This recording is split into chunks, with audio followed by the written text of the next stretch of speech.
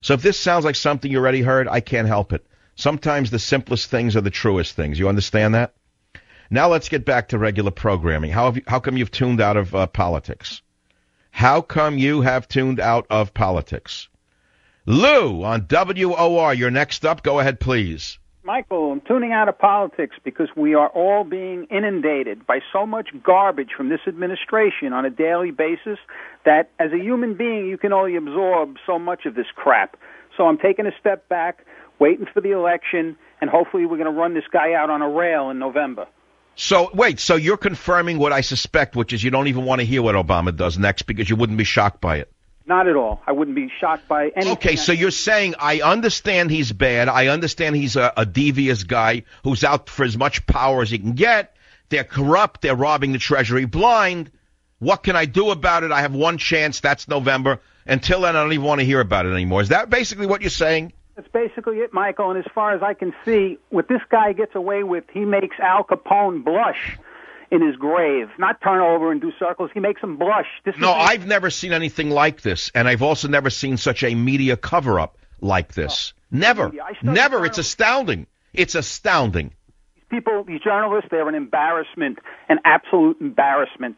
They're cheerleaders. Yeah, no, the journalism schools were taken over 20 years ago by three different men. I knew all three of them. I didn't know them personally. These were all hardcore radicals on the order of Reverend Wright. They run they run the journalism schools in this country, and they handpick the stooges that are allowed to go through them and graduate so they can control them like puppets. So that's why we have a compliant press. But, Lou, having said what you said, that there's too much corruption, you don't want to hear any more about Obama's scandals, you know what he is, you know that he's basically trashed the White House and America, you know that he stabs us in the back at every turn, you know he laughs at us behind our back, you know all of this. What then would you tune into talk radio to hear till November? Michael, you make my wife and I laugh, and you also, you fill the airwaves with wisdom, whether it's quoting from the Bible, whether it's quoting from your personal life, whether it's the Italian guys that helped rescue you on the boat that time from the guy that was going to try to do something. I mean, it's one thing after the other, whether it's the other guy. Oh, you remember that one little story when a guy got nasty and some Italian kid came over and threatened to beat him up for me? Well, there were three guys. I think you said they were all from Brooklyn, and they approached. Yeah, they were. I've never saw that guy again. I mean, we called each other, we emailed each other a few times. I never saw him again. He was a great guy. He said, he didn't even know me. I remember he came over. He said, "Hey, Mike, is this guy bothering you? You should have seen the three of them run back into their sailboat, the smarty little liberals with their headbands." Right. And I'll tell you, Michael, those are the guys. The wise man once said, "The world we grew up in is no longer here." That wise man is you, and those guys from Brooklyn, and my uncles that are no longer here. The colorful characters that I grew up with are no longer here. That's why I tune into you. You're my colorful uncle that I grew up with, Michael. Well, Lou, I got to tell you, unfortunately, you make me a little nervous and sad when you say that. I know that's true. In many ways, I'm one of the last people standing from that generation, certainly in the media.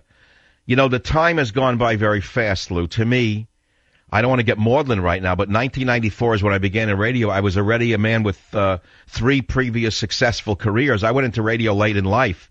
I never thought I would last this long, nor did I ever expect I'd still be here standing on Earth to begin with. And here I am standing strong as from the day I started, and I haven't really changed my politics. But when I see the media landscape and I realize that most of the other fellows, even on the conservative side, are like 20 years my junior, I realize that I'm in a very special position. You understand that, don't you? I don't know what your listeners would do without you, Michael, to be honest. I mean, you're a breath of fresh air, your insight into things, your intellect, and I'm not just trying to butter you up. But No, it's because I'm an older person who's lived a very full life so far.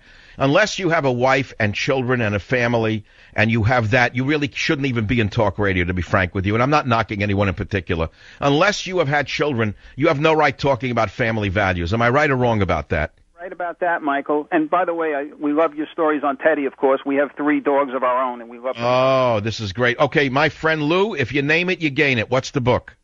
Trickle Down Poverty. Okay, you get it anyway. It's very hard. The winner was Trickle Up Poverty. Now this is Trickle Down Tyranny, and I want everyone who bought the poverty book to buy the tyranny book. Savage.